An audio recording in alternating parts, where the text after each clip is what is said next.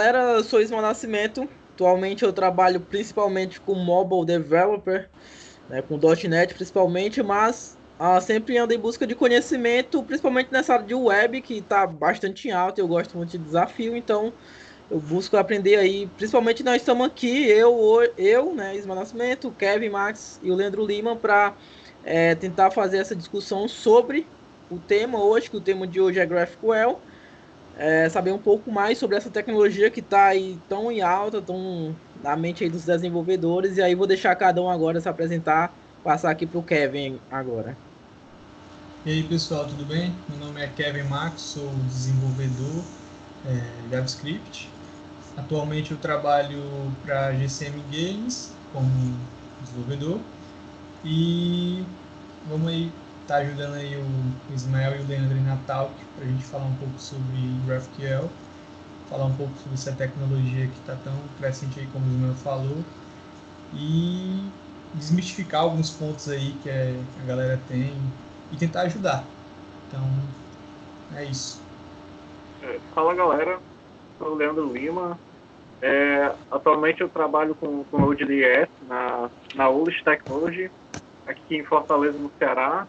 E como o Kevin disse, hoje nós vamos falar sobre o GraphQL, que é uma linguagem que permite que o nosso front-end tenha mais facilidade de pegar dados no back-end e tudo mais. Certo. O GraphQL, aí já começando aqui um pouco do nosso bate-papo, né? O GraphQL ele vem como uma opção ao API REST, né? E aí eu acho que já começamos com essa, só para nós começar assim o nosso bate-papo geral, que é sobre GraphQL e REST, né? O porquê utilizar GraphQL, o porquê não utilizar tanto REST hoje, quais são, vamos dizer assim, esse ponto inicial nosso aí. E aí fica Bora. aberto acho que para vocês, por exemplo, acho que é legal falar sobre o que se você, que vocês conhecem, né? Tipo, se vocês já trabalharam, quem trabalha com GraphQL e aí enfim, com REST e tal.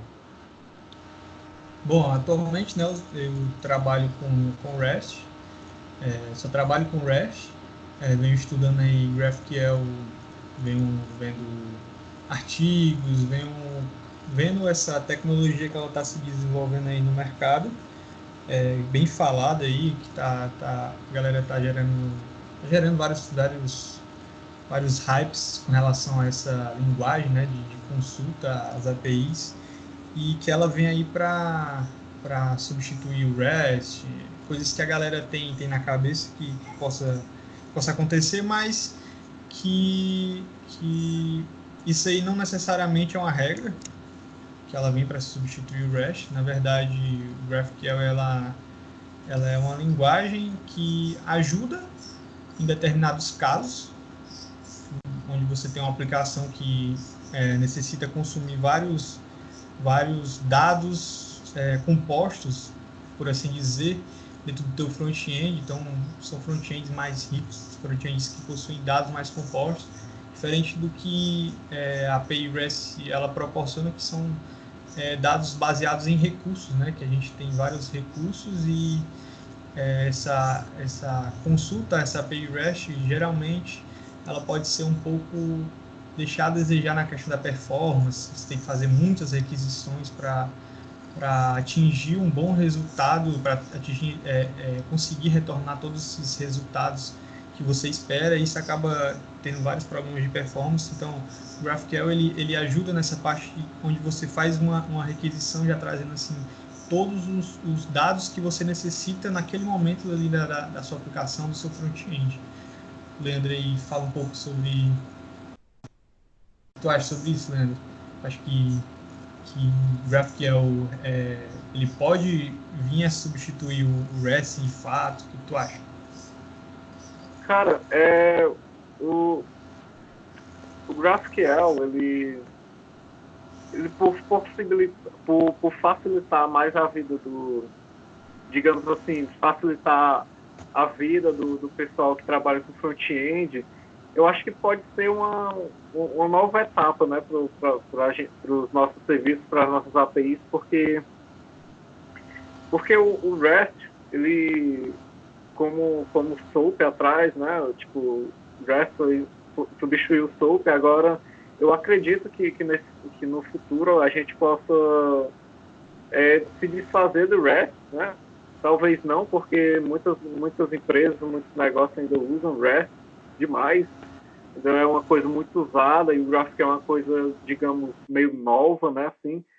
Mas eu acredito sim que possa ser substituído, porque tipo, o GraphQL traz uma forma nova dessa interação, né? De fazer essa interface do cliente com a API, e que isso traz muitas facilidades, né? Tipo, como tu mesmo disse, Kevin, tipo, no REST eu tenho, por exemplo, para pegar algum tipo de dado, eu tenho que fazer várias requisições, enquanto no GraphQL, com apenas uma requisição, eu consigo pegar vários tipos de dados, sabe?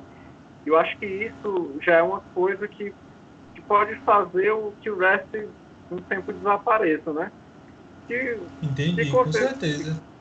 Que com certeza, talvez o GraphQL possa substituir o REST agora, mas mais na frente possa substituir outro tipo de tecnologia que ainda faça essa interação ainda de uma forma bem mais fácil e tal. Que na verdade, é assim que a tecnologia funciona, né? Vocês concordam comigo? Assim, eu acredito assim que o REST e o GraphQL, eles podem, de certa forma, caminharem juntos, sabe? Porque assim, o GraphQL eu vejo como uma tecnologia que ela ajuda muito nessa parte onde você precisa ter posso estar enganado em falar isso, mas que ela consiga trazer uma performance maior para o teu projeto, entendeu? Para tu não ter aquela sobrecarga de requisições que existe muito assim dentro de aplicações REST, onde você tem que fazer várias requisições, como eu tinha falado antes. Então, assim, o REST, ele pode existir, portanto que ele não precise suprir esse problema de performance. Enquanto as aplicações que forem desenvolvidas com ele não precisarem ter uma performance tão grande, acredito que ele pode sim estar como o REST ou como o GraphQL no mercado, entende? Assim, eu acho que não é uma coisa que vai desaparecer do dia para a noite, é uma coisa que como as outras tecnologias que a gente conhece, Java mesmo, Java ele já vem há um bom tempo, a galera vem falando que o Java vai desaparecer, mas não, o Java está aí no mercado até hoje, porque a gente vê que o Java ele tem uma certa importância, entendeu? Teve sua certa importância e ainda tem e vem ajudando em determinados problemas. Então, assim, tecnologias, a gente tem geralmente desenvolvedor tem a cabeça de querer se apegar muito a determinadas tecnologias, mas a gente tem que ter o senso crítico de poder saber onde usar cada coisa. Assim, o GraphQL ele tem uma curva de aprendizado mais demorada, você tem um tempo maior para aprender e tal, você implantar seu projeto, enfim. E o REST não, o REST eu vejo assim, tem seus princípios, tem vários princípios, você continuar a aplicação REST, são diversos princípios que você tem que seguir para ter uma aplicação REST, mas assim, para você já trabalhar com o REST, só com o REST em si, seguindo alguns dos seus princípios, você consegue bem mais rápido que o GraphQL. Você não precisa ter uma curva de aprendizado tão grande quanto tão mais baixa, na verdade, quanto o GraphQL.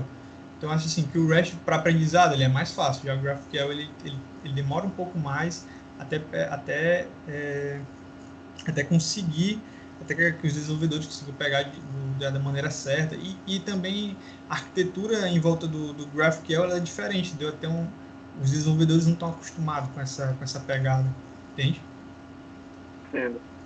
É legal. Só um comentário sobre isso, que essa questão de, por exemplo, eu tava vendo sobre, né, eu nem falei, tipo, eu sou uma pessoa que não utilizei GraphQL, eu estudei sobre, ele, mas segundo os meus estudos, essa questão também de trazer um pouco mais essa responsabilidade, né, pro lado do front-end, do desenvolvedor front-end, já o REST não. O REST, essa responsabilidade que o front-end tem mais com o GraphQL, ele tem, acho que acredito que menos com o REST, porque são meio que padrões, né? Um get, um put, passa o endpoint, passa a informação e foi. Não tem muito segredo, vamos dizer assim. Agora o GraphQL não, pelo que eu vi é um pouco mais detalhado, que realmente vai precisar que o cara do front-end entenda um pouco mais sobre o que ele está fazendo, certo? Com certeza, tipo assim, a responsabilidade começa a passar também, não só, não sai um pouco do back-end, o back-end tem a estrutura lá que a gente vai falar um pouco sobre a arquitetura do GraphQL um pouco mais para frente, mas o back-end tem sua responsabilidade de criar toda a arquitetura dentro do back-end com o GraphQL, com os visuals, enfim. Mas o front-end ele passa também a ter essa responsabilidade e essa liberdade de poder escolher o que ele vai poder buscar, entendeu? Não deixar que o back-end ele lide com isso. Ele seja o responsável com isso, primeiramente, né? Os dois acabam tendo uma responsabilidade dividida.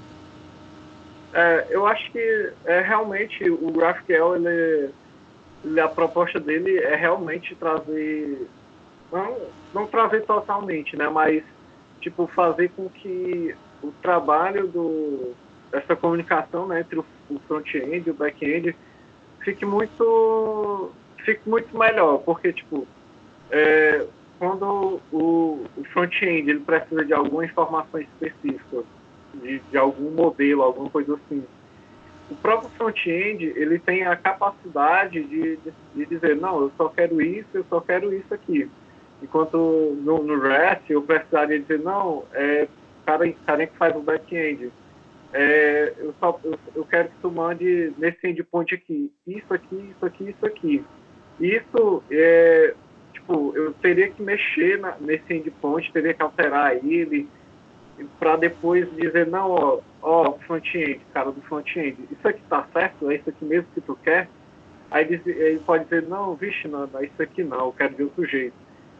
Aí, isso são essas coisinhas que o GraphQL tenta solucionar, né? Dizendo assim, ó, cara do front-end, ó, esse modelo aqui vai ter esses atributos aqui, e você fica à vontade para pegar o que você quiser.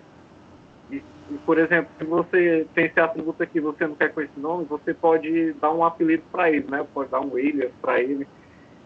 E isso são coisas que, como eu disse, né?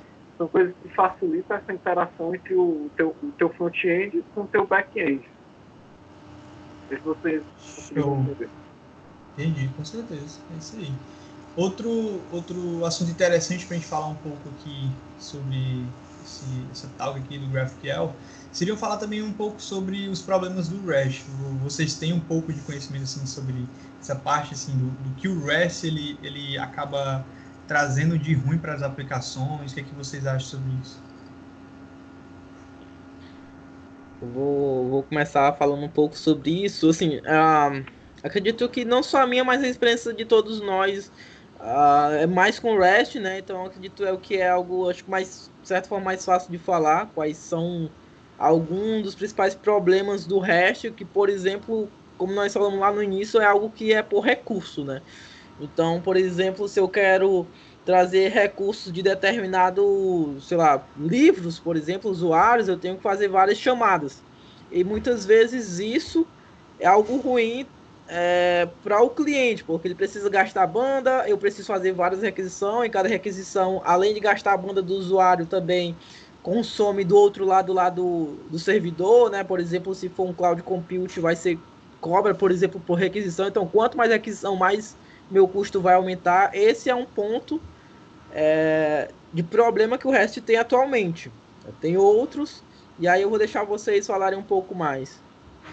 Esse ponto que tu falou sobre computação, né, em servidores em nuvem é realmente importante porque até então não tinha ouvido, nas minhas pesquisas não tinha visto isso, tipo, essa questão de consumir realmente banda do lado do servidor, que vai acabar que consumindo mais recursos, enfim. Acaba que esse consumo de recursos também entra em um dos fatores, né? Outro fator, assim, isso que o Ismael falou, no caso seria o overfetch, né? Que no caso são as requisições que você tem que fazer, mais requisições para você conseguir o resultado que você espera. E também tem o problema do underfetching, que é o problema onde você traz poucos dados. Por exemplo, você traz menos dados do que você espera para o seu front-end. Isso também vai fazer com que você acabe tendo que fazer mais requisições no final das contas.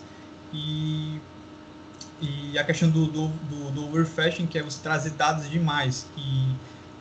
Você trazer, por exemplo, você só precisa como o Ismael falou, um exemplo de livro, você só precisa de um nome de um livro, e você acaba trazendo preço, valor, você traz outros atributos daquele recurso que não são importantes, e aquilo ali acaba consumindo um pouco mais de bando, de recurso. Então, esse é um dos principais fatores hoje, né, para a galera tá migrando um pouco para o GraphQL, essa questão dessa perca de performance com relação a isso, esse gasto de recursos.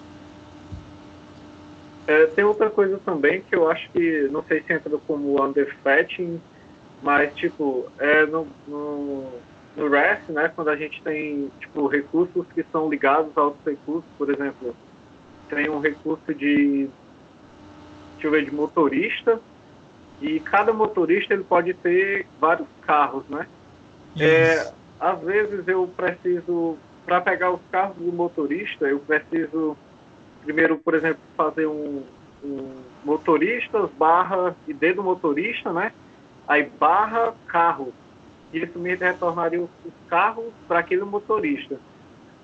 Nesse caso, por exemplo, se a gente quer fazer uma tela que lixe os motoristas e os carros, né, deles, sei lá, no modalzinho, eu teria que fazer uma chamada para o endpoint de motoristas, para pegar todos eles. E depois, para cada motorista, eu teria que fazer várias chamadas para pegar os carros pertencentes a cada motorista. Aí isso entra como o problema que o Ismael falou de muitas requisições, né, que o cliente tem que fazer.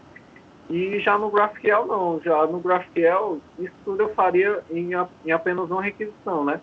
Porque esse modelo de motorista ele estaria lá descrito, né, que o motorista tem as próprias informações, e o motorista também tem um atributo lá que é carro, e ele pega, esse carro é um atributo que é outro tipo que eu defini no próprio GraphQL. E nisso, numa requisição só, eu posso dizer, GraphQL, eu quero que você me traga as informações do motorista e também quero que você me traga todos os carros pertencentes a esse motorista. Isso tudo seria numa requisição só. Isso entra no problema que vocês falaram? Sim. No caso, o GraphQL ele resolve esse problema, né, de você ter que fazer várias requisições. Quer falar ainda um pouco mais sobre isso? Acho que talvez para finalizar essa parte, eu vejo muito essa questão de, por exemplo, com esse problema do REST que nós vamos falar um pouco mais para frente, né, sobre o GraphQL ainda, sobre, por exemplo, a arquitetura dele, como é que você vai implementar no projeto, e traz uns desafios bem legais, né, que nós vamos falar um pouco mais para frente. Mas é realmente essa questão de requisição, principalmente, né, de fazer várias requisições que deixa, por exemplo, lento para o lado do cliente. Por exemplo, trabalho com mobile hoje, né, com aplicativo, e eu atualmente estou tendo um problema desse, que faz uma requisição com muitos recursos. E muitos recursos, eu acredito eu, que não são necessários, né, para o usuário. Então, o que é que acontece? O load demora muito por conta disso. É tipo 16 segundos de load para o usuário, é muito tempo. Então, acredito eu que por conta desse overfetch, que é muita requisição que talvez nem precisaria, né? Então, o GraphQL, pelo que nós já falamos, resolveria esse problema do REST. Esse outro lado também do servidor, né? Do DevOps, o Cloud Compute, de fazer muita requisição, e com isso pode aumentar o custo, né, se você não fizer uma arquitetura boa para o seu projeto. Eu acredito que esses são os dois principais problemas. Tem alguns outros, mas... Uh, tem alguns outros, mas aí ao longo dessa talk nós vamos, né, descobrindo e talvez comentando também. Vou deixar aí o Leandro falar um pouco sobre essa questão um pouco mais do GraphQL e back-end, né? Pronto, tipo, pelo que vocês leram, vocês acham que o GraphQL pode substituir o que a gente tem como back-end hoje em dia, as APIs, pelo que a gente já falou? Sim, pelo que eu li, eu vejo também que o GraphQL ele não vem assim para acabar com o back-end no final das contas, né? Porque mesmo que o front-end ele consiga fazer essas requisições, ele tem essa autonomia maior, mas mesmo assim o back-end é quem dita o que o front-end pode acessar ainda tem aquela questão de, por exemplo, você está construindo um sistema administrativo. O back-end, se você não tiver se o front-end não tiver um back-end por trás para autorizar ou não, por exemplo, essa requisição que ele vai fazer, ficaria muito simples. Ele poderia acessar e não teria nenhum sistema de permissão, não teria nada para segurança da aplicação, entendeu? Então, assim, o back-end ele não é necessário porque ele precisa fazer essa linha entre o banco de dados, entre o que o front-end realmente pode ver ou não. O front-end ele faz as requisições, mas nada garante que ele pode receber aquilo de volta. Ele ainda trabalha com aquela... Ele recebeu uma responsabilidade a mais de poder fazer as requisições, mas não garante que o que ele pediu vai ser retornado, porque ainda tem a questão de saber se ele pode fazer aquele tipo de operação, entendeu? Então, assim, o back-end ainda tem que lidar com questão de banco de dados, com filas de requisições, coisas que o front-end não tem essa autonomia, entendeu? Ele vai só pedir o dado e ele quer receber de volta, entendeu? Ele não quer saber como aquilo está sendo feito por trás. Então, o back-end ele vai dizer como é que os dados que estão sendo pedidos pelo front-end através do GraphQL vão ser retornados, entendeu? O back-end vai dizer como isso vai ser feito. Se isso vai ser uma paginação, se isso vai ter uma busca em um banco, ou uma busca em outro banco, se isso vai ter uma fila por trás ali daquela requisição, porque que são requisições de alteração, são mutation, né, que a gente vai falar um pouco mais sobre isso depois, são alterações do nosso banco de dados, são várias alterações simultaneamente, para onde é que vai se passar, vai ter que passar por uma fila de requisições. Então, sim, o back-end ele ainda tem que lidar com essa parte mais grossa, essa parte mais suja, assim, por assim dizer, esse trabalho que o front-end ele não consegue fazer ainda, porque ele tem a responsabilidade ele tem essa responsabilidade dividida de fazer as requisições, mas ele não sabe se pode ou não, entende? Ele precisa do back-end para dizer isso, se ele pode ou não fazer aquilo. Mas vocês acham que os bancos de dados atuais, né, MySQL, MySQL, Postgre, ou então até mesmo os bancos de dados não relacionados, vocês acham que eles podem criar alguma interface para o GraphQL? Porque, assim, eu vi uma notícia, eu não sei onde foi, que, tipo, o MongoDB Atlas, vocês conhecem o serviço MongoDB Sim. Atlas?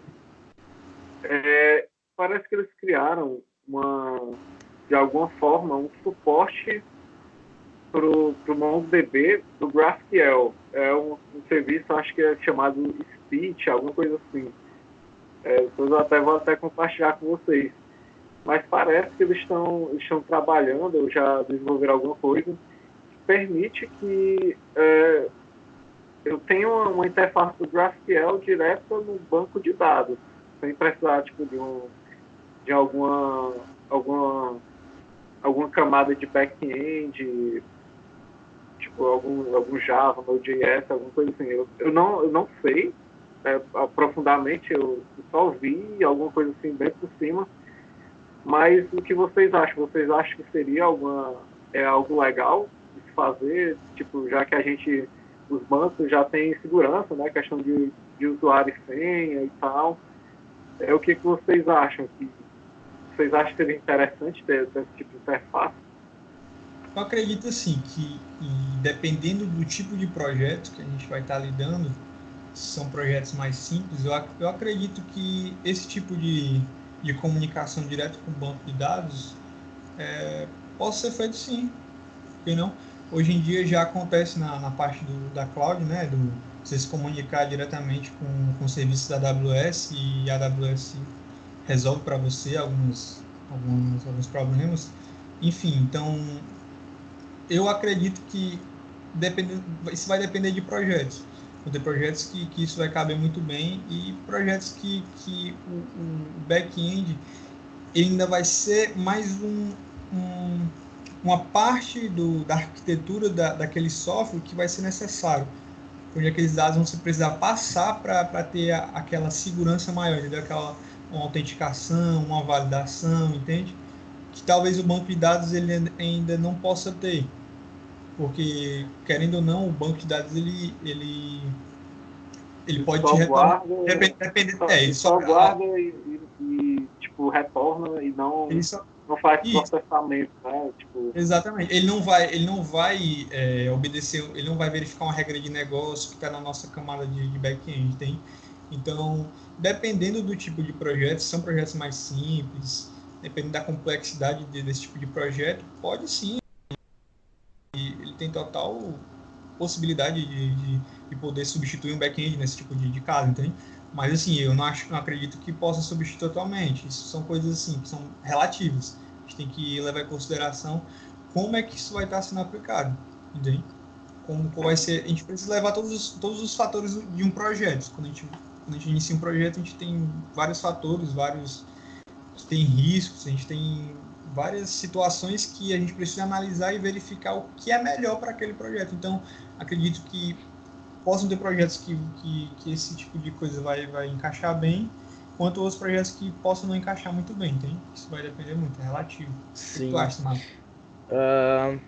Assim, a pergunta, só comentando um pouco mais por cima, a questão de se substituir o back-end, eu acredito que não. Ainda é algo muito enraizado para o front-end, né? Igual o Leandro falou, talvez surja alguma funcionalidade que vá se integrar com algum banco de dados ou outro. Por exemplo, eu estava lembrando aqui, enquanto vocês estavam falando, que o Firebase, ele tem o Firebase Database Runtime. O que é que acontece nele? Você cria o banco de dados, que é um banco de dados NoSQL, e aí você pega a URL do banco de dados, você coloca sei lá, escolhe um método HTTP, GET, POST, enfim, passa o que você quer passar, e na hora praticamente aquilo vira uma API REST, né? Eu acredito que possa acontecer isso com o GraphQL, de um banco de dados conseguir fazer a mesma coisa. Pega, sei lá, o URL do banco de dados, coloca lá no GraphQL, no front-end mesmo, ele já tem o acesso àquele banco de dados, que facilita bastante o desenvolvimento, né? Com as vantagens que o GraphQL já tem, já possui até aqui. Então acredito que pode se tornar nisso. Atualmente não substitui back-end, porque o back-end é o que faz toda a questão de processamento de dados, né? E ele atualmente na minha visão, até onde eu já estudei sobre ele, é a questão de fazer consulta e modificações de dados. Nada que vai envolver realmente processamento de dados que o back-end hoje faz, né? Com banco de dados, com muitas vezes construir mesmo a questão de API. Então, assim, e é até legal nós falar sobre isso, porque aí vem uma próxima questão que é sobre a arquitetura de projeto com GraphQL. Com GraphQL já muda um pouco mais. Só voltando aqui no tópico passado, porque assim, para substituir se substituir o back-end ou não, a gente não vai saber, né? Pode ser que sim ou pode ser que não. Porque até então, o GraphQL ele é implementado no back-end, né? Tipo, tudo que a gente faz de configuração nele é tudo no back-end. A gente ganha uma camada ali do GraphQL, mas ele sempre está ligado ao back-end. Tipo, o back-end sempre é o back-end que faz toda a operação, todo o processamento, toda a comunicação com dados, com banco de dados e tal. Era só esse gancho que eu queria pegar. Pode ser mais. Entendi. Não, então vamos lá, você entendi bem. Como eu te falei, eu não estudei muito a fundo, então eu tô falando aqui das coisas que eu já estudei. E realmente, essa questão que você falou, que tem essa configuração do GraphQL lá no back-end, eu vi por cima isso aí, não cheguei a ver porque eu não cheguei a implementar na prática ainda. Ah, mas igual você falou, tem então essa configuração lá no back-end, que a pessoa configura para quando o front-end feito em GraphQL também fazer as consultas, ele meio que já está ligado e conseguir fazer esse processamento mais rápido que ele faz. Mais ou menos isso seria, certo? Isso. Até porque eu acho que o GraphQL,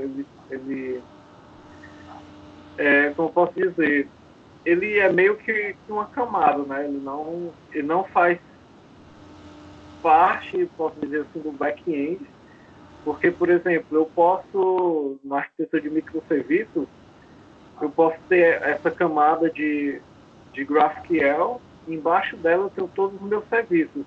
E todos os meus serviços, eles vão estar ligados a essa camada. Por exemplo, quando eu quiser pegar um dado de um serviço e o dado de outro serviço, o próprio GraphQL, ele tem ciência, né, que eu tenho vários serviços de baixo e tudo isso, como eu posso dizer, ele tem já meio que mapeado lá no type def dele, né? Isso também facilita muito como eu posso ter essa minha arquitetura, né, da minha aplicação. Não sei se vocês conseguiram entender o que eu quis falar. Sim, Então, Agora, isso aí tu já tá pegando o feeling já da parte da arquitetura, né? Tu já tá falando dos type def, do esquema, né? Que o GraphQL ele pede que você implemente no back-end. Você define o tipo de dado que vai vir, né? Isso. Já puxando meio que um gancho, mas foi mais para falar que, tipo, o GraphQL ele serve muito como uma camada, né? Entre o front-end e o back-end, por assim dizer. Entendi.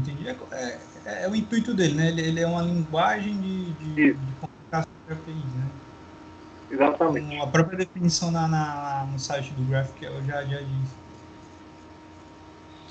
deixa eu ver. Sim, sim.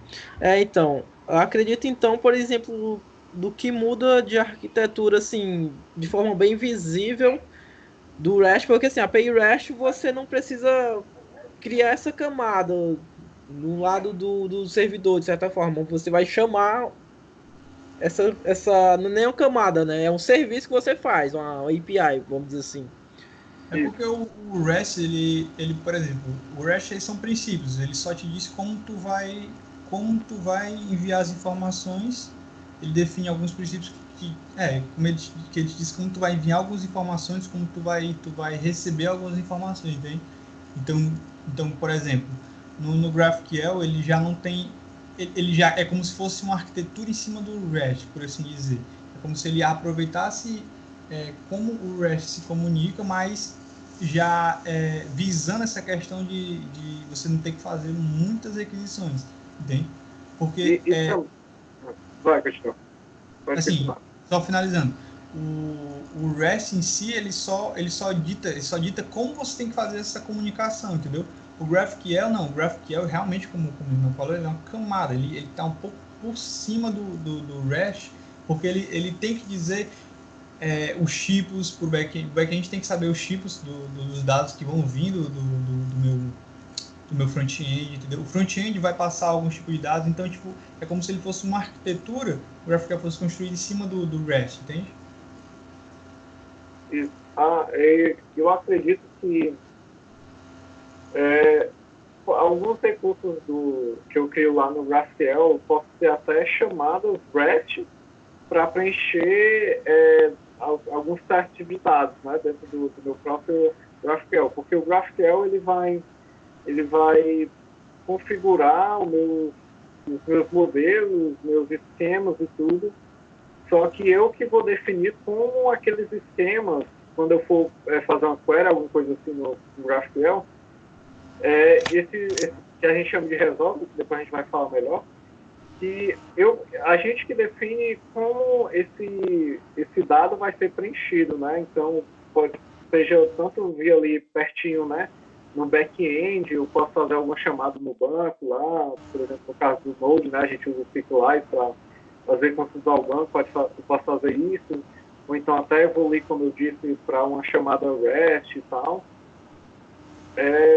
Realmente, o GraphQL ele trabalha como se fosse uma camada.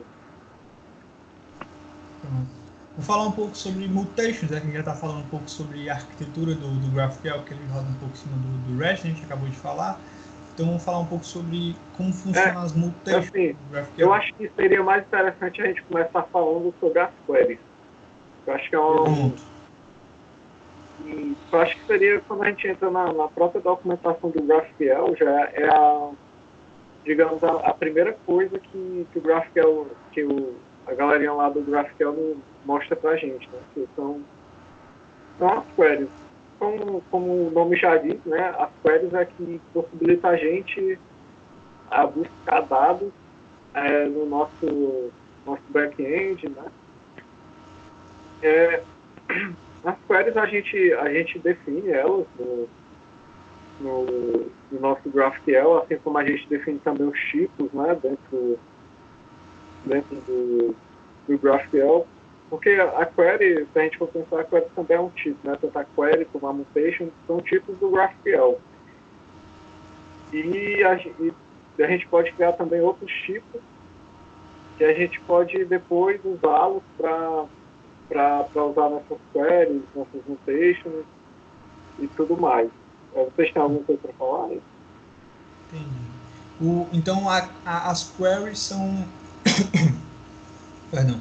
As queries seriam, então, formas de buscar os dados dentro do meu back-end. Então, tipo, eu passo uma query lá para o meu back-end e o GraphQL vai receber essa query, vai pegar os dados que a gente vai pegar, os recursos que a gente acessou, vai pegar os dados que a gente quer daqueles recursos e vai buscar, resolver, né? Como tu vai falar um pouco mais na frente do subvisor, vai buscar esses dados individualmente e vai retornar para o front-end. Então, tipo, as queries em si são buscas, são consultas realizadas para o nosso back-end resolver, que ele vai fazer no banco de dados e ele resolve para o front-end, e ele retorna para o front-end. É basicamente isso.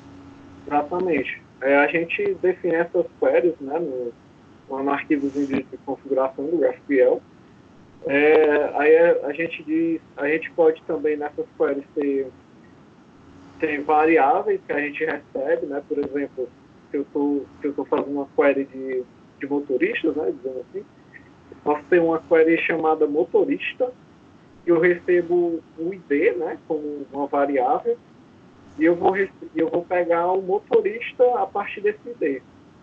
Então, como é que eu faria, né? Eu tenho lá um nomezinho, eu seto, né, lá no typedef do GraphQL, por exemplo, query driver. Aí, quando o front-end ele for implementar isso, né, ele simplesmente vai colocar lá, eu quero a query driver com ID 1, sei lá. E aí, o front-end ele vai dizer quais dados que ele quer receber referente a essa query, né? Por exemplo, se esse modelo, se essa query, né, ela vai trazer um tipo driver, que isso também é uma coisa que eu tenho que setar, né, quando eu vou fazer uma query. Eu tenho que dizer o nome da query, eu posso botar variáveis, né, que são parâmetros, e também eu tenho que dizer qual é o tipo de retorno dessa query.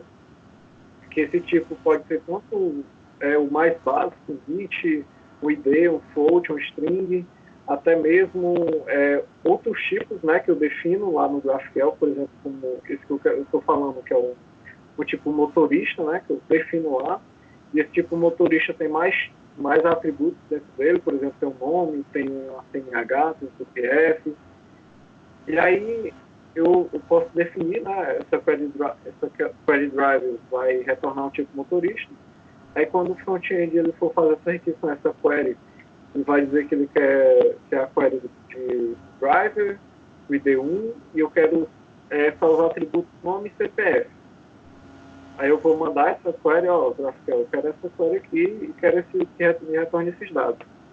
Aí o GraphQL vai passar para o back-end vai fazer esse tratamento, vai pegar depois depois o GraphQL vai retornar para o front-end, né? O GraphQL não, né? Minha API vai retornar para o meu cliente os dados da maneira que ele quiser. Tu falou que na query, quando tu está criando, tu define um nome, né, para essa query. Isso. Pronto. É através desse nome que tu vai chamar lá no teu front-end, tu vai identificar que é aquela query que tu quer executar? Isso, exatamente. É a partir desse nome, né?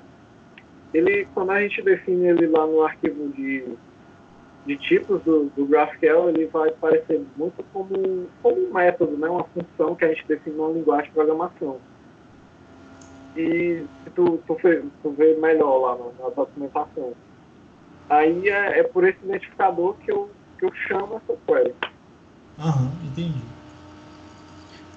Sim, só uma coisa, nós estamos falando muito de esquema, né? Que basicamente é o que define o que, por exemplo, eu só queria que talvez o Leandro explicasse melhor o que é que seria esse esquema. Nós estamos falando de esquema, e talvez, por exemplo, eu entendo que esquema é esse arquivo de configuração, que você, por exemplo, pelo que eu entendi, tá lá no servidor, vamos dizer assim, na parte de back-end, e define alguma, por exemplo, como você falou, né? Define alguns tipos de consulta, algo assim. O que é que vai ter? Eu só queria que você explicasse melhor essa questão do esquema, sabe? Do GraphQL. Pronto, os esquemas, eles são basicamente, como tu falou, como posso dizer, são tipos, também pode ser o modelo, né? Por exemplo, eu quero definir um modelo de pessoa. É nesse arquivo dos esquemas que eu vou definir o que vai ter nesse tipo pessoa. Por exemplo, pessoa. Eu vou definir lá, a pessoa vai ter um atributo de nome, vai ter um atributo de sucesso, vai ter um atributo de endereço. Aí lá eu também vou colocar os tipos, né, de cada atributo desse, porque o GraphQL ele é fortemente tipado. Então, basicamente, os esquemas vai ser onde eu vou definir as minhas entidades, meus tipos. Também tem, se a gente for entrar mais a fundo, vai ter questão de colors também, que é, por exemplo, alguns tipos que o GraphQL não tem, por exemplo, o tipo date. O GraphQL não tem um tipo date, mas eu posso inventar um escalar que represente esse tipo, tá? Entende? Então, eu acho que os esquemas é basicamente isso. É um arquivo de configuração que eu defino os modelos da minha aplicação. Ficou claro? Ficou claríssimo. E para dar continuidade dessa questão de arquitetura, nós falamos sobre essa query, né? Depois vai ter os links aí, enfim, abaixo, em algum lugar, sobre a documentação lá do GraphQL. Graficação bem simples. Eu tava olhando aqui enquanto nós estava falando no site lá. Parece bem tranquilo a documentação, assim, se olhando. E aí, para continuar, tem essa questão de alteração, né? No REST, por exemplo, fazendo sempre essa comparação com o REST, que é hoje o que está no mercado, nós acho enviamos... que é impossível não falar sobre o REST nessa talk, né? Porque o GraphQL está entrando, né, para melhorar, né, o conceito do REST, esses defeitos que o REST tem, eu acho que fica até meio difícil não falar sobre o REST.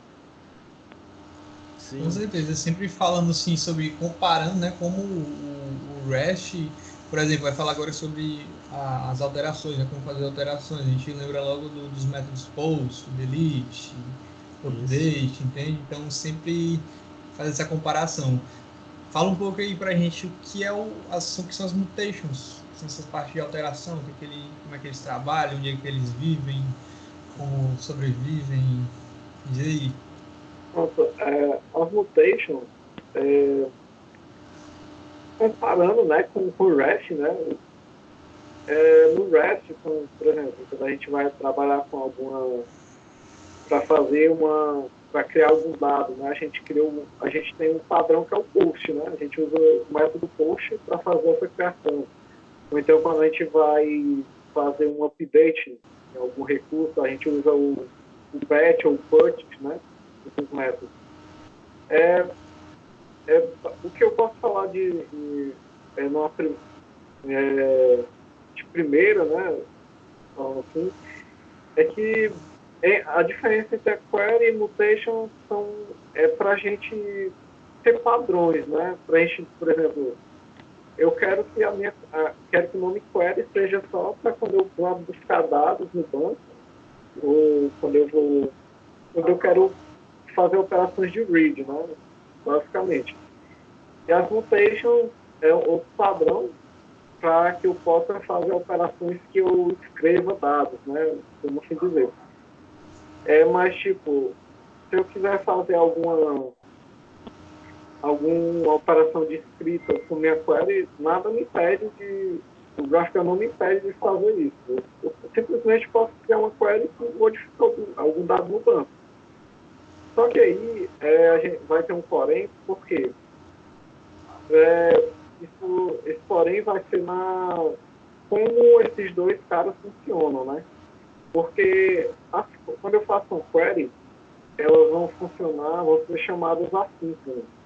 Ou seja, por exemplo, se eu chamar uma query agora e o Kevin ele chame outra query depois de mim, nada impede que a query do que o Kevin fez ela termine primeiro que a minha.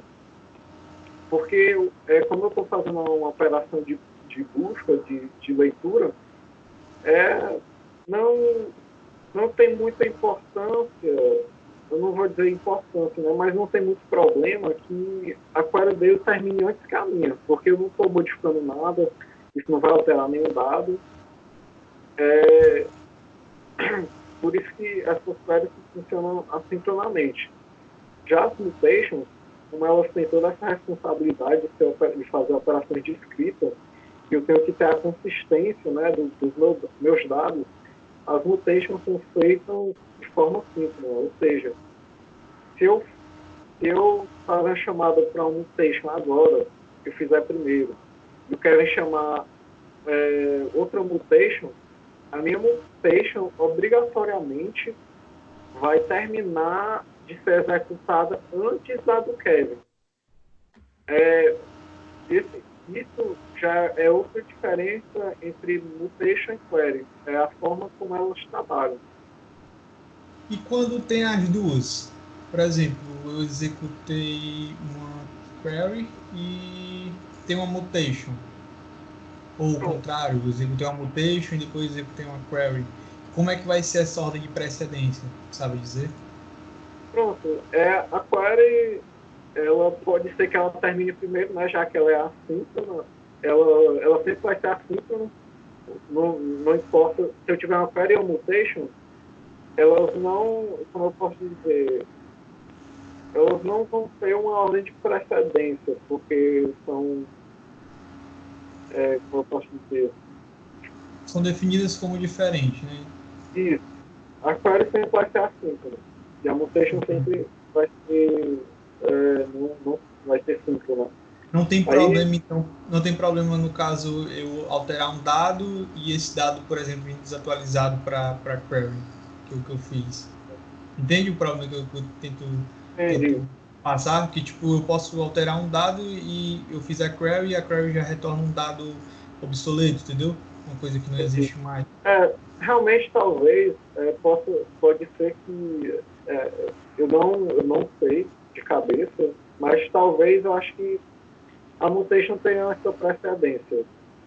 É porque realmente faz bem sentido, né? Se eu estou fazendo uma mutation, uma query, quero que o dado venha atualizado, né? Então... É porque entra muito num problema que é muito abordado em sistemas operacionais, que é o problema do escritor e do leitor, né? Que você tem sempre que dar precedência em estar escrevendo, para depois ter a questão de ter a busca do dado, para que aquele dado não venha obsoleto, não venha existir. Então, só abrir realmente eu acho que eu falei besteira, eu acho que realmente a mutation vai ser executada antes, que a query. Uma coisa então sobre isso. Eu tava também lendo sobre isso e tava vendo uns vídeos E aí um dos vídeos que eu vi falava o seguinte, sobre essa questão de execução, né? Por exemplo, quando você escreve uma query lá pro GraphQL para fazer, por exemplo, você falou que eu posso fazer na mesma requisição tanto uma busca, né, uma query, quanto também uma mutation, que seria uma modificação. Isso é muito bom. E a ordem de execução, pelo que eu estava vendo, aí depois vale a pena, eu até coloco o link de referência também, o vídeo que eu vi isso, falando sobre isso, que é o seguinte, ele faz essa questão da query primeiro, e aí, por exemplo, se tem uma mutação, alguma alteração que depende de alguma query, ele primeiro vai executar tudo que tem no objeto do pai. Se tiver algum dado que precisa da informação, então ele vai esperar a query para depois que a query tiver essa informação, ele passa e aí faz a mutação, né? Faz a alteração, no caso. Foi uma das coisas que eu vi. E outra coisa que eu vi também que eu achei bem interessante do GraphQL que foi o seguinte, nessa questão de ele trazer os dados nessa mesma requisição, tanto ele traz os dados quanto faz a alteração. Quando ele traz os dados, né, ele pode trazer alguns dados primeiro e depois carregar outros. E aí quando ele traz primeiro alguns, se alguma mutação depende só de um dado, ele já faz aquela mutação e se outras mutações dependem de outros dados, ele espera os outros dados chegar para fazer a mutação também, as alterações, né? Foi uma das coisas que eu vi quando eu estava estudando, que eu achei bem legal do GraphQL. Depois eu até posso passar o link de referência para vocês também. Também uma coisa que eu esqueci de falar é que também na mutation eu posso definir um tipo de... Ela também tem que ter uma resposta, que nem a query. Ou seja, se eu for fazer uma mutation para criar um driver, eu posso dizer que a resposta dele também é um tipo driver, né? Que ele vai me retornar o driver que eu criei. Ou seja, eu vou fazer a mutation e ele vai me retornar os dados desse driver que eu criei. Então, essa resposta vai ser igual como acontece na query, né? Eu retorno dados vou retornar dados para mim. Seria mais uma forma de validar, né, o conteúdo que está vindo, que você precisa. É como se ele executasse uma query, né, depois da mutation. Sim. E aí, assim, por exemplo... ele não faz uma query novamente. Ele já traz em si essa resposta, esse tipo, né? Esse dado. Entendi. E aí, por exemplo, eu acho que essa questão de arquitetura ainda que nós falamos sobre que ele é muito tipado, né? Que tem essa questão de ele já trazer realmente o dado que é necessário trazer. Eu, eu sei que você trabalha com GraphQL, certo, Leandro? Atualmente. Isso. E uma coisa que eu fiquei curioso, até cheguei a ver por cima, né? Que foi sobre a documentação do GraphQL. Acho que entra dentro de arquitetura, acredito eu. Que é, por exemplo, eu tava pensando aqui, né? Que a pessoa, alguém, eu não sei quem seria essa pessoa, não sei se é uma pessoa que faz o back-end, eu acredito que talvez possa ser, define esses esquemas, né? Que vai Exatamente, ser. é o carinho do back-end, né? Que eu digo assim que ele que define esses esquemas. Certo. E aí para a pessoa do front-end saber o que ele tem que consultar, porque ele precisa saber quais são os tipos que tem, quais as consultas que ele pode fazer, certo? E aí eu acho que entra muito nisso, essa questão da documentação, como é que gera, se gera ou se é fácil, enfim, para o cara do front-end saber o que é que ele pode consultar, que está lá no back-end. Pronto. A gente, junto com o GraphQL, por exemplo, eu uso uma biblioteca, acho que é uma biblioteca, um framework, não estou lembrado, que é o Apollo. Não sei se você já ouviu dizer. O próprio Apollo, quando eu executo ele no browser, né, quando eu vou fazer algum teste, ele já meio que me dá uma documentação, tanto de todas as minhas mutations, das minhas queries, também dos meus tipos, né, que eu tenho definidos, ele já me dá isso tudo, e eu já consigo saber o que é que eu tenho de recurso lá para eu pesquisar, entendeu? Eu não sei como é que isso acontece com o GraphQL puro, mas eu sei que nessas ferramentas o Apollo, por exemplo, né, eu já tenho essa documentação já disponível para mim. Isso já entra na questão das tecnologias, né, que são usadas no back-end e no front-end. Então, tu está dizendo que o front-end ele pode consultar essa documentação para ter noção do que ele pode requisitar ou não, é isso? Isso.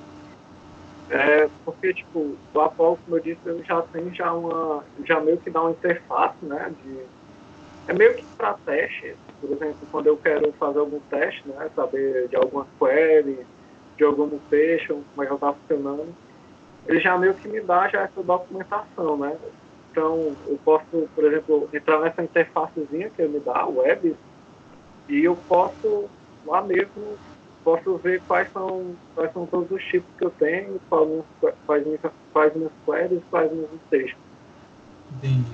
Leandro, ainda falando um pouco sobre essa questão das tecnologias, o que tu pode falar de características que o Apollo tem? Tu pode falar assim, não sei se tu já viu outra biblioteca que trabalha com GraphQL e tu pode falar um pouco sobre essa diferença ou uma característica assim que ele tem, uma ferramenta que ele pode facilitar no desenvolvimento, que tu pode falar sobre o Apollo? Pronto, assim, eu nunca trabalhei com outras ferramentas do GraphQL.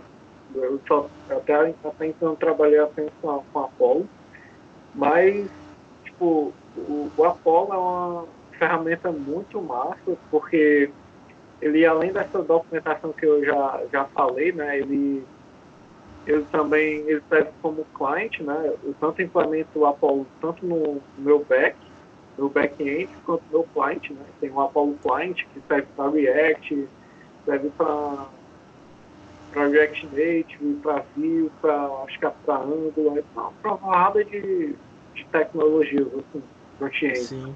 Até para mobile também, tô vendo no site aqui. Isso. Então, o Apollo, além dessa função de fazer essa interação com o GraphQL, eu acho que ele também ele tem uma funcionalidade que é parecida com o Redux. Eu nunca utilizei, mas eu sei que ele também faz meio que uma ele preserva o estado, né, eu posso, por exemplo, usando ele no meu client, eu posso de alguma forma organizar o estado da minha aplicação em um canto só, né, o single source of truth, com o próprio GraphQL, né, o que em aplicações React Native ou outras aplicações JavaScript, né, que usam o Redux, eu poderia substituí-lo, né. Sim. E falando só sobre um pouco disso também, a questão da Apollo, pelo que você falou, é uma outra vantagem em cima então do REST, vamos dizer assim. Porque no REST você precisa, por exemplo, o mais famoso a questão de documentação para saber é a questão do Swagger lá, que você vai lá, coloca os parâmetros, o tipo, enfim. Já pelo Apollo, pelo que eu entendi, ele basicamente traz isso automático, né? Isso. Eu acho que depois a gente pode botar até algum link, algum canto de uma aplicação remota que usa o Apollo, dessa interfacezinha que ele mostra para a gente, né? Mostrando a documentação, mostrando também um espaçozinho se a gente quiser escrever alguma query, alguma mutation. Acho que Sim. talvez depois a gente possa disponibilizar esse link. O que tu pode falar aí um pouco sobre a comunidade dessa parte do GraphQL no GitHub, assim, essa parte do open source? Bom, o GraphQL, assim, contando já um pouco de história, né? O GraphQL ele foi primeiramente desenvolvido por mas depois o GraphQL se tornou open source, né? Até ele tem uma comunidade muito grande, tanto o GraphQL como essa ferramenta que eu falei, o Apollo. Eu não sei quantos stars tem no GitHub, mas é muita gente, sabe? Tipo, que Tem uma contribui. comunidade por trás, né? Uma comunidade contribuindo por trás. Eu ouvi falar assim que o GraphQL, ele, não sei se é o Apollo em si, mas que o GraphQL ele tem uma flexibilidade para mudar muito fácil, assim. Ele não tem uma opinião assim por trás dele. Às vezes ele muda. Você sabe falar um pouco sobre isso, a questão de tempos em tempos ele mudar? Cara, nessa parte eu vou te confessar que eu não sei te dizer, nunca conversei sobre isso. O que eu posso te dizer é que tipo, a comunidade realmente é muito grande, mas as características em si da comunidade eu não sei muito dizer, porque eu não sou tão ligado com a comunidade, mas eu posso te garantir é que a comunidade é grande e que eu acho que tem vários, tipo, muitos pull requests, muitos nichos lá no GitHub que pode ir lá, conferir. E acredito que seja uma galera muito boa, né? De um projeto vindo do Facebook, né? O pai do nosso amigo GetMate também. Então, tava vendo rapidamente aqui o GitHub do Apollo GraphQL. 13 mil estrelas lá marcado e, pelo que eu vi, bastante, de certa forma, por request, né? 1.500 mais ou menos. Fora que você falou, como é algo também voltado do Facebook, então é algo forte, igual o React tá aí atualmente, né? Tem uma mãozinha, né, do Facebook por trás aí. É, Tá, vamos falar agora um pouco aqui sobre o cenário atual, né, do desenvolvimento de software. Vocês acham que o GraphQL tá valendo a pena migrar para ele hoje, atualmente? Eu acredito que sim, porque o GraphQL já é uma tecnologia bem madura, né? Dá para rodar em produção tranquilo. Com certeza. Lá na UFS, né, onde eu trabalho, basicamente, acho que quase todos os projetos são feitos em GraphQL, justamente pela essa facilidade, né, que a gente falou aqui, dessa interação do cliente com o servidor. Então, o GraphQL já é uma tecnologia madura, você pode usar e abusar do GraphQL, que eu acredito que você não vai ter problema. uma questão, você falou que lá no nossa empresa basicamente já está usando bastante o GraphQL. E aí eu tô me perguntando aqui o seguinte, se tem algum projeto que ou tá migrando ou tem tanto a API REST quanto o GraphQL no mesmo projeto. Se acontece isso, você sabe dizer algo voltado a isso lá? Assim, eu acredito que no momento não tem nenhum projeto sendo migrado. Eu acredito que já os projetos já nascem enraizados no GraphQL, justamente pela essa facilidade toda, né, que a gente tem com essa tecnologia. Então, acho que todos os projetos que vêm sendo criados, eles todos são em GraphQL. Entendi. Só mais acho que uma coisa em relação a essa migração do GraphQL, por exemplo, para mim, né? Eu ainda trabalho com REST, basicamente, nos projetos que eu tô, e eu ainda não coloquei de certa forma em prática ainda o GraphQL. Para mim, como eu teria que estudar um pouco mais, seria um pouco mais dificultoso, vamos dizer assim. E eu vejo que também, acho que talvez, né, e a curva de aprendizagem do GraphQL seja um pouquinho maior do que a do REST. Tá, aí o resto já ganharia, vamos dizer, nesse ponto aí.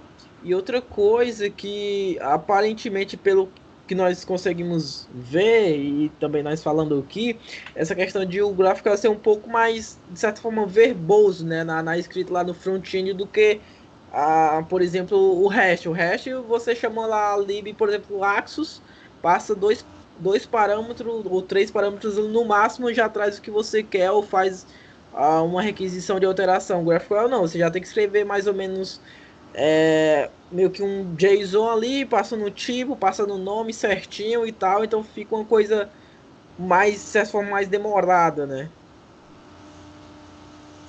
Eu É, acredito assim que essa mudança não afete. A requisição em si ela se torna um pouco maior, né? Porque você tem que passar o que você quer em si. Mas assim, essa questão de passar um JSON, eu acho que quem já vem do REST já trabalha com essa parte, já trabalha com essa parte de passar dados por JSON. Quem já trabalhou também com o REST, seguindo os princípios de você enviar uma requisição, uma query, por exemplo, no hash, uma requisição GET, querendo obter alguns campos específicos. Ou seja, o hash também proporciona essa questão que o GraphQL já traz como uma solução definitiva, que é você conseguir dizer quais campos você quer trazer, só que a galera não usa muito dessa ideia, entende? Mas ele também tem essa possibilidade. Então, o REST em si não muda muito essa questão do GraphQL. Tem mais essa questão de você ter uma requisição mais verbosa, com certeza, porque você precisa passar, dizer o que você quer para o GraphQL, para ele buscar para você. Mas eu acho que não acredito que seja uma coisa tão demorada, entende? isso. E também, eu acho que acredito que o projeto, no momento, estão usando o REST, né? Não seria uma coisa tão difícil assim, para migrar, porque o GraphQL, quando você vai botar em prática, ele basicamente, quando tu vai chamar alguma coisa do GraphQL, tu vai usar o endpoint do GraphQL, né? Você, tipo, /API, /GraphQL. É que, no caso, quando você estiver na migração, você pode simplesmente usar os dois ao mesmo tempo. Você pode ir construindo já recursos no GraphQL, mas também pode continuar usando os recursos do REST, né? Por exemplo, no projeto que eu estou, ele tinha, acho que, alguns endpoints que era para fazer export de CSV.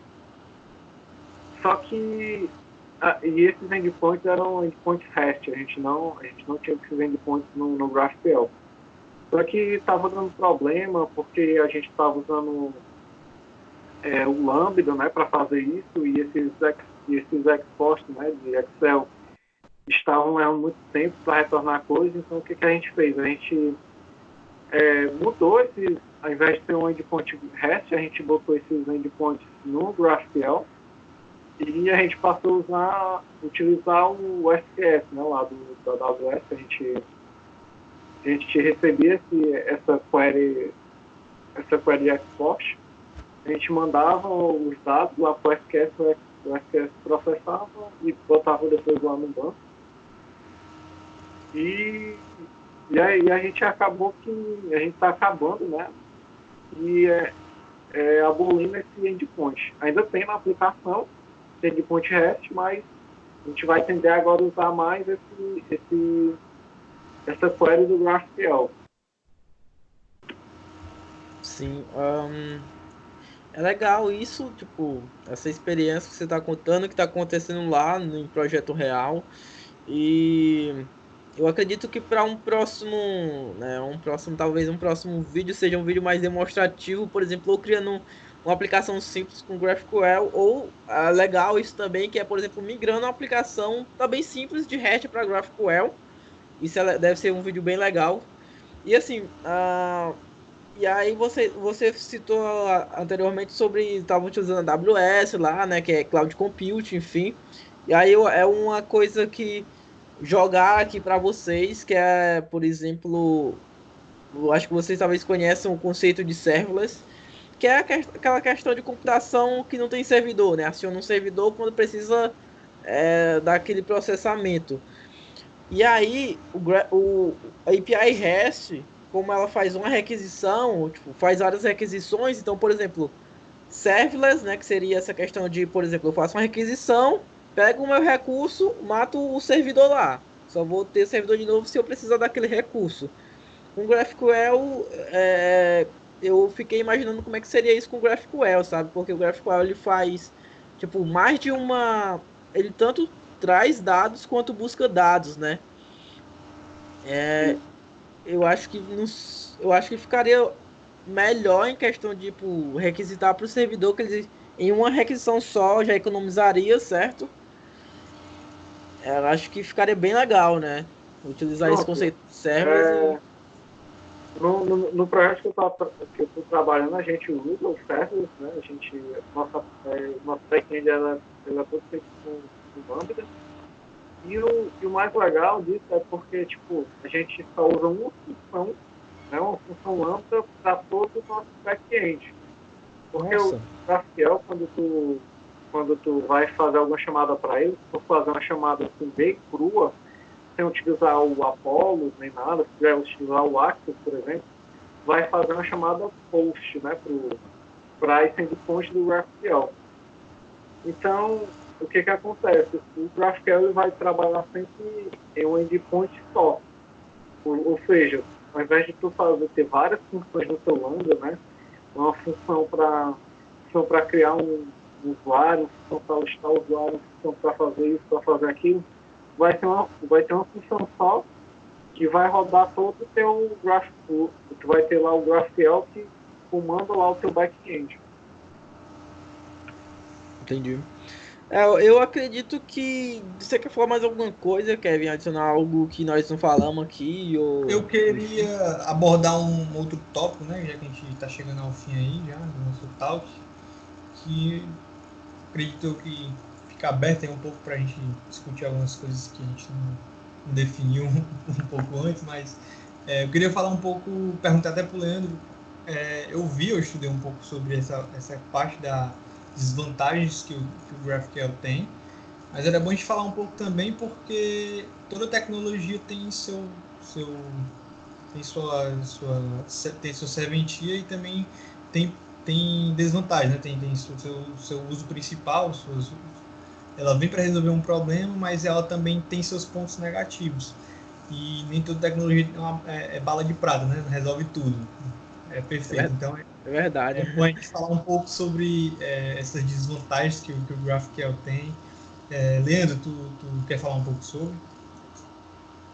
Eu acho que desvantagem, assim, que me vem em mente agora, por exemplo, quando eu quero fazer buscas encadeadas, né? Tipo, quando um atributo meu é de um tipo, aí esse atributo eu posso estender ele, porque ele tem mais tipos. E por ele ter mais tipos, pode ter um atributo que ele tem mais tipos dentro, mais tipos, e o GraphQL ele encadeando muito as resoluções dos problemas e acabar que se entrar em um loop e derrubar um servidor. Isso pode esse tipo de problema, né? Que se você deixar muito livre, por exemplo, isso também pode estar relacionado à questão do front-end fazendo as requisições. O front-end pode fazer uma requisição que, se não tivesse cuidado, ele pode requisitar muitos dados que estão muito aninhados, né? Muito dentro do outro, e isso pode acabar com que o tempo de processamento demore mais, consuma mais recursos, e isso pode acabar tendo uma performance, deixar a desejar nessa questão da performance, né? Exatamente. Também, se eu não me engano, tem outro problema. Não bem um problema porque as próprias ferramentas, né, que a gente tem como Apollo e tal, eles resolvem isso, mas é o problema de cache. O GraphQL em si, ele não, se eu não me engano, ele não faz cache. Isso, eu ouvi falar que tinha esse problema, que o REST já tem essa parte de cache que no GraphQL não tem. É até uma curiosidade porque assim, a gente vê que o GraphQL não conseguiu herdar todos os benefícios, por assim dizer, do REST. Não está em cima totalmente do REST a ponto de, por exemplo, ter essa vantagem com relação ao cache. Isso. Mas assim, tem esse problema, mas tipo com o próprio GraphQL mesmo, mas só que as ferramentas, né, que a gente usa para fazer essa interação, elas corrigem esse problema, sabe? Por exemplo, o Apollo, ele que faz o tratamento do cache. Ou seja, sempre quando a gente vai usar o GraphQL, geralmente a gente vai usar alguma ferramenta, né? Algo do tipo para fazer essa comunicação entre o cliente e o servidor. Então, são alguns problemas que as próprias ferramentas que o GraphQL tem, elas mesmo resolvem, entendeu? Entendi. Então fica aí uma dica, né, para a galera que o GraphQL em si tem esse problema, mas que o Apollo, uma ferramenta que trabalha em cima do GraphQL, ele vem para resolver, né, essa parte do cacheamento. Isso. Um ponto aqui sobre essa questão de coisas, vamos dizer assim, ruins do GraphQL. Por exemplo, você falou lá, por exemplo, trabalhamos com serverless e nós temos um AWS, um Lambda lá que faz tudo, vamos dizer assim, né? E aí eu fiquei pensando aqui a questão do acoplamento de código, de acoplamento da arquitetura do projeto em cima do GraphQL. Porque, por exemplo, tem lá os esquemas, que acredito que pode ter mais de um esquema para definir, enfim, como é que o que é que a pessoa pode fazer, né, de alteração, de chamado, de query, enfim.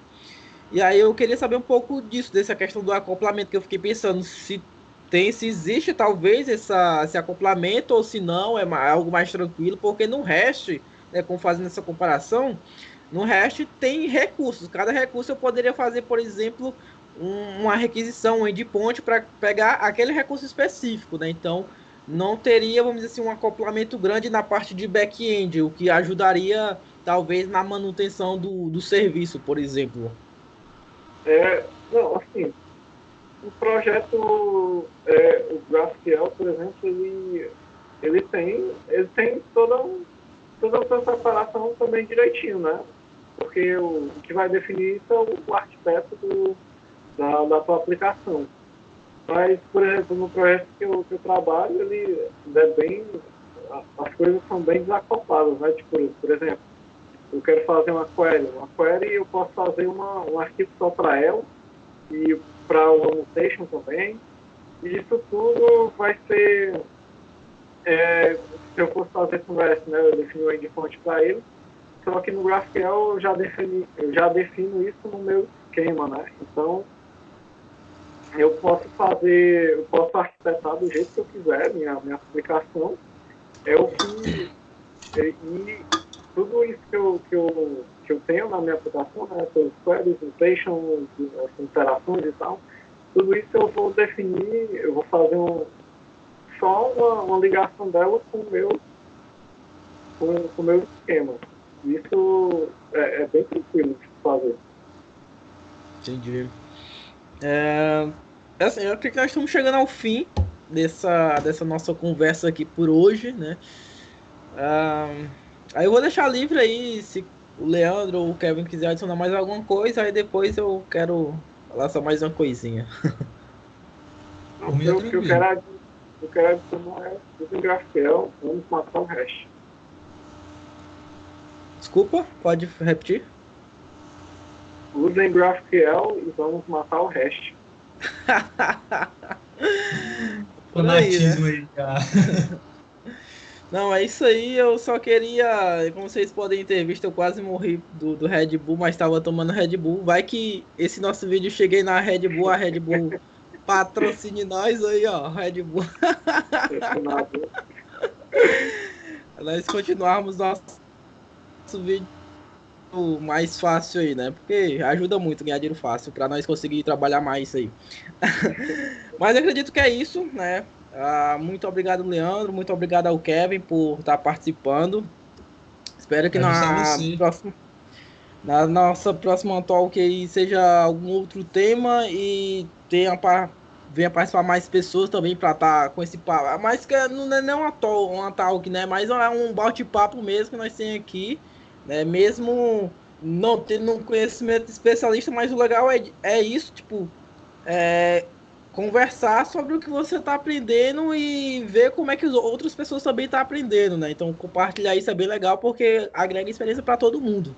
Exatamente, eu acho que uma das melhores formas de aprender é quando você ensina é o que você está aprendendo com outra pessoa. Isso é uma forma de aprendizado muito boa. Digo isso por experiência própria. Sim.